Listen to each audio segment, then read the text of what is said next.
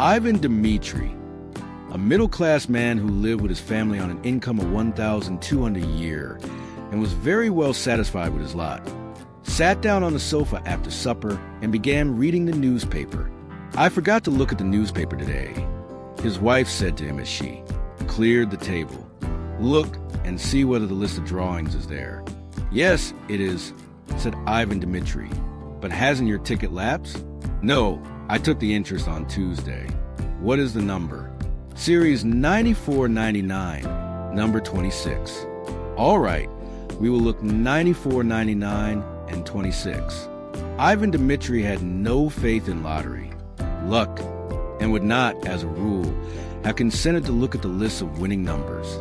But now, as he had nothing else to do, and as the newspaper was before his eyes, he passed his finger downwards along the column of numbers, and immediately, as though in mockery of his skepticism, no further than the second line from the top, his eye was caught by the figure 9499. Unable to believe his eyes, he hurriedly dropped the paper on his knees without looking to see the number of the ticket, and just as though someone had given him a douche of cold water, he felt an agreeable chill in the pit of the stomach, tingling and terrible and sweet. "Masha 9499 is there," he said in a hollow voice. His wife looked at his astonished and panic-stricken face and realized that he was not joking. "9499, she asked, turning pale and dropping the folded tablecloth on the table. Yes, it really is there. And the number of the ticket?" "Oh, yes, there's a number of the ticket, too. But stay. Wait, no, I say. Anyway, the number of our series is there. Anyway, you understand?" Looking at his wife, Ivan Dmitri gave a broad, senseless smile, like a baby when a bright object is shown it. His wife smiled, too. It was as pleasant to her as to him that he only mentioned the series, and did not try to find out the number of the winning ticket, to torment and tantalize oneself with hopes of. Possible fortune is so sweet, so thrilling. "It is our series," said Ivan Dmitri after a long silence.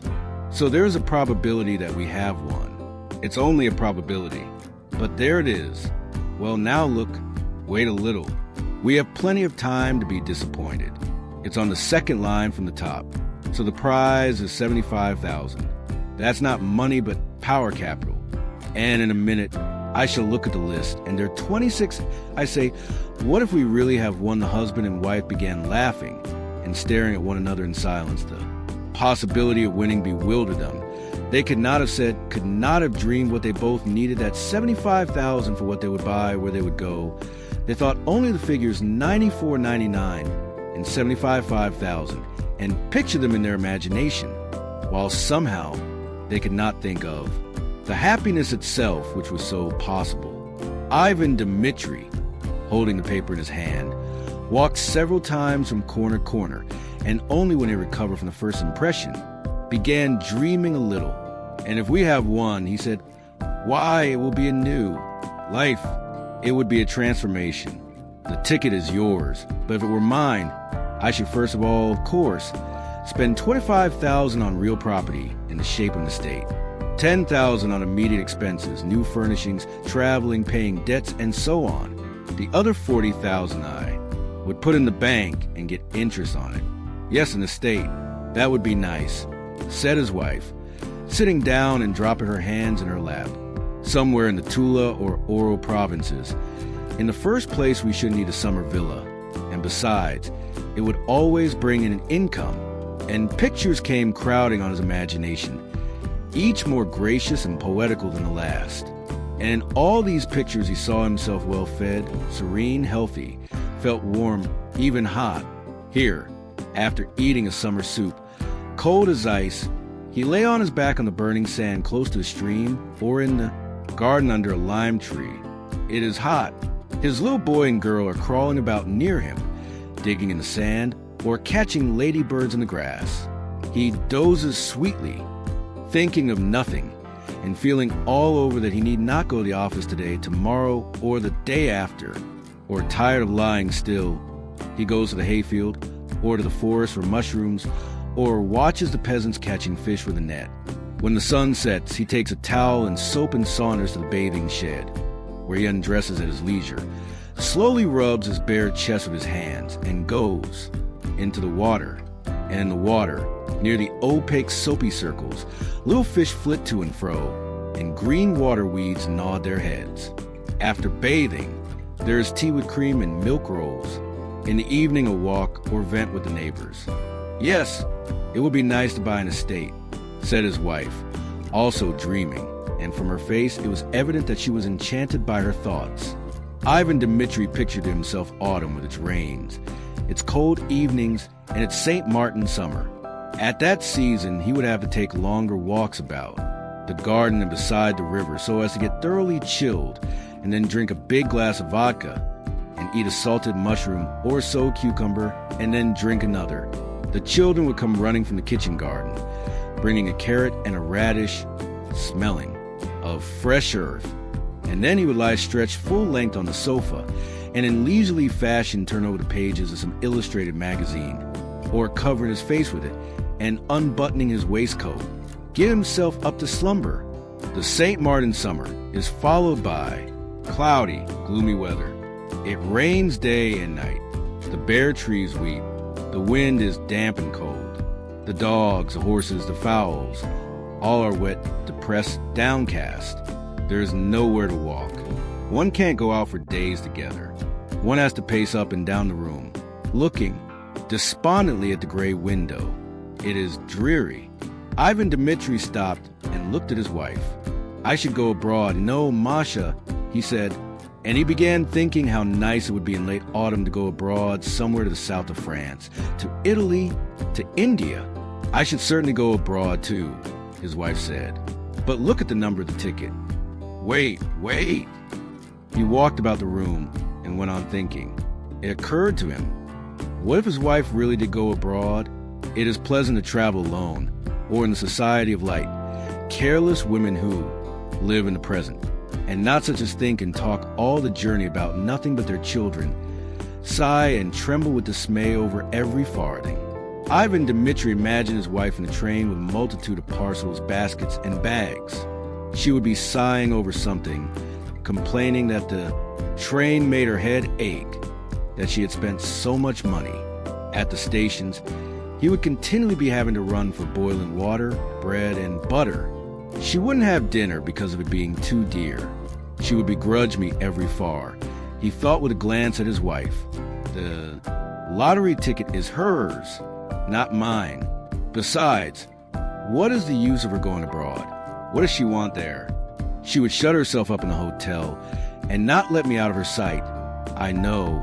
And for the first time in his life, his mind dwelt on the fact that his wife had grown elderly and plain, and that she was saturated through and through with the smell of cooking, while he was still young, fresh, and healthy, and might well got married again. Of course, all that is silly nonsense, he thought. But why should she go abroad? What would she make of it? And yet she would go, of course. I can fancy in reality it is all one to her, whether it is Naples or Clint. She would only be in my way. I should be dependent upon her. I can fancy how, like a regular woman, she will lock the money up as soon as she gets it. She will hide it from me. She will look after her relations and grudge me every farthing. Ivan Dmitri thought of her relations. All those wretched brothers and sisters and aunts and uncles would come crawling about as soon as they heard the winning ticket, would begin whining like beggars and falling upon them with oily, hypocritical smiles. Wretched, detestable people. If they were given anything, they would ask for more, while if they were refused, they would swear at them, slander them, and wish them every kind of misfortune. Ivan Dmitri remembered his own relations and their faces, at which he looked impartially in the past, struck him now as repulsive and hateful. They are such reptiles, he thought, in his wife's face. Too struck him as repulsive and hateful. Anger surged up in his heart against her, and he thought, malignantly, she knows nothing about money, and so she is stingy. If she wanted, she would give me 100 rubles and put the rest away under lock and key. And he looked at his wife, not with a smile now, but with hatred. She glanced at him too, and also with hatred. And and anger. She had her own daydreams, her own plans, her own reflections. She understood perfectly well what her husband's dreams were. She knew who would be the first to try and grab her winnings. It's very nice making daydreams at other people's expense, is what her eyes expressed. No, don't you dare. Her husband understood her look. Hatred began stirring again in his breast, and in order to annoy his wife, he glanced quickly, despite her at the fourth page on the newspaper, and read out triumphantly, Sir 9499, number 46, not 26. Hatred and hope both disappeared at once, and it began immediately to seem to Ivan Dmitri and his wife that their rooms were dark and small and low-pitched, that the supper they'd been eating was not doing them good, but lying heavily on their stomachs, that the evenings were long and wearisome. What the devil's the meaning of it? Said Ivan Dmitri, beginning to be ill-humored. Wherever one steps, there are bits of paper under one's feet, crumbs, husks. The rooms are never swept. One is simply forced to go out. Damnation. Take my soul entirely. I should go and hang myself on the first aspen tree. The End of the Lottery Ticket by Anton Pavlovich Chekhov.